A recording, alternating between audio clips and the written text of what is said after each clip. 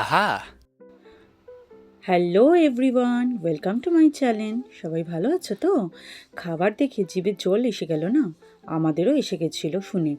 প্রথমে শাশুড়ি মায়ের কাছে আবদার করলাম সবাই মিলে একটু ফ্রাইড রাইস আর চিলি চিকেন খাবো এই ঠান্ডার মধ্যে। তাই যেমন কথা তেমন কাজ, বরমশাইটাই লেগে পড়লো চিকেন পকোড়া বানানোর জন্য। তো চিলি চিকেন আগে আমরা সবাই জানি চিকেন পকোড়াটাকে সুন্দর করে ভেজে নিতে হবে। তাই সমস্ত ইনগ্রিডিয়েন্টস ভালো করে ম্যারিনেট করে নিয়ে ও সুন্দর করে কিন্তু পকোড়াগুলোকে ভেজে নিচ্ছে। চিলি চিকেন বানানোর জন্য এই যে পকোড়াটা তৈরি করা হয়, অনেকেই কিন্তু আমরা পকোড়া ভাজতে ভাজতেই আগে থেকে খেয়ে নিই, তাই না? ওখানে এই প্রস্তুতি করছে, এখানে আমি আর মা মিলে ফ্রাইড রাইস বানানোর বাকি জিনিসগুলো করে নিচ্ছি আর চিলি চিকেন বানানোর বাকি জিনিসগুলো রেডি করে নিচ্ছি। তো এখানে সবাই আমরা দেখতে পাবো কী কী রয়েছে।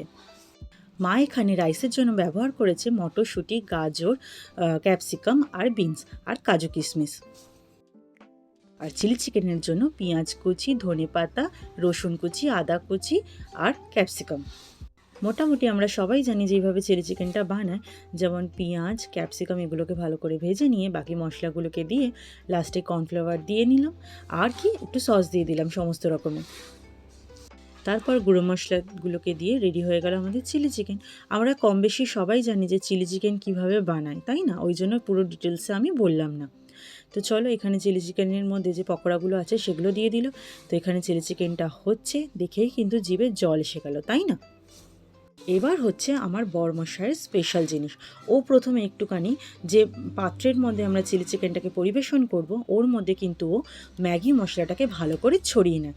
এতে কিন্তু চিলি চিকেনের টেস্টটা আরও বাড়ে। আর আমরা এখানে চিলি চিকেনের মধ্যে ধনেপাতাটা ইউজ করিনি। এটা আমার বরমশাইয়ের স্পেশাল ডিশ। দেখো মা এখানে আমাদের একটু হেল্প করে দিচ্ছে, চিলি চিকেনটাকে পরিবেশন করে দিচ্ছে।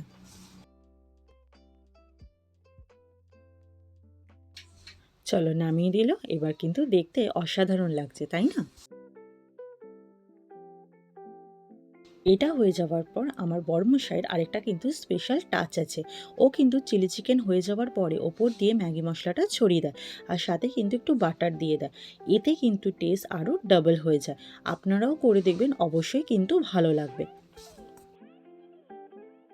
চলুন এবার গুটি গুটি পায়ে ফ্রাইড রাইসের দিকে এগিয়ে যাওয়া যাক।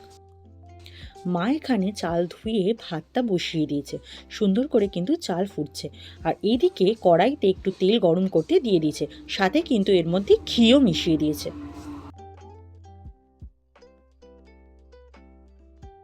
তেলটা ভালো করে গরম হয়ে গেলে একে একে কিন্তু সমস্ত সবজিগুলো দিয়ে দেবে। তার আগে সবজিগুলোর মধ্যে নুন আর হলুদ মাখিয়ে দিয়েছে। কেউ কেউ অনেকে আছে যে হলুদটা ব্যবহার করে না যাতে ফ্রাইড রাইসের কালারটা চেঞ্জ হয়ে যায়। তো আমি এখানে একটু তাদেরকে হেল্প করে দিচ্ছি। একে একে গাজর, ক্যাপসিকাম এইগুলোকে একটু একটু করে ভেজে নেব। প্রথমে গাজরটাকে সুন্দর করে ভেজে নিচ্ছি, তারপর বিনস দিয়ে দিলাম। এটা যতক্ষণে ভাজা হচ্ছে একটু শুকনো গোটা মশলা নিয়ে নিচ্ছি। এটা তেজপাতা, এলাচ, গরম মশলা আর দারুচিনি। এই তেজপাতাটা কিন্তু আমাদের গাছের তেজপাতা, পরে দেখাবো আপনাদেরকে। আর এদিকে আবার দিয়ে দেওয়া হলো মটরশুঁটি। তারপরে মা এখানে একে একে কাজু কিশমিশগুলোকে ভেজে নিচ্ছে ঘিয়ের মধ্যে। এতে কিন্তু টেস্ট আরও ভালো হয়ে যায়। সাথে তেজপাতা আর যে গোটা গোটা মশলাগুলোর কথা বললাম সেগুলোও কিন্তু এর মধ্যে ভেজে নিচ্ছে। এতে ফ্রাইড রাইসের মধ্যে যখন এই জিনিসগুলো পড়বে গন্ধ কিন্তু সুন্দর করে ছড়িয়ে যাবে। ইতিমধ্যে আমাদের ঘরের মধ্যেও কিন্তু এই গন্ধটা একদম করছে। তারপরে ফ্রাইড রাইসটাকে ফ্রাইড করার জন্য একটা বড় পাত্রের মধ্যে একটু ঘি দিয়ে দেওয়া হলো। ভালো করে এই ঘিটাকে এর চারিপাশে দিয়ে দিতে হবে।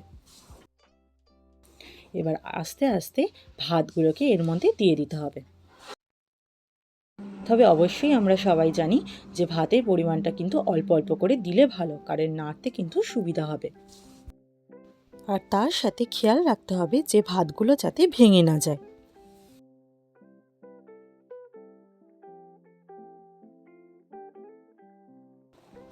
এবার মা একে একে সমস্ত কিছু যেগুলো ভেজে রাখা হয়েছিল সেগুলোকে কিন্তু এর মধ্যে মিশিয়ে নিচ্ছে।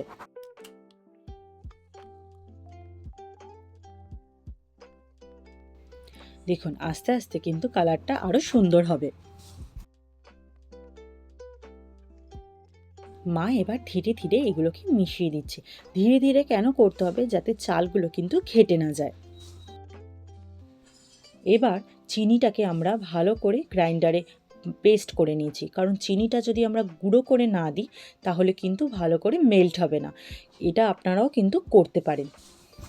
আর ভাত যখন ফুটছিল তখনই কিন্তু আমরা নুনের পরিমাণটাকে দিয়ে দিয়েছিলাম। তো এবার দেওয়ার পরে সুন্দর করে মিশিয়ে নেওয়া হচ্ছে। আমাদের ফ্রাইড রাইসের ফুল অ্যান্ড ফাইনাল লুক।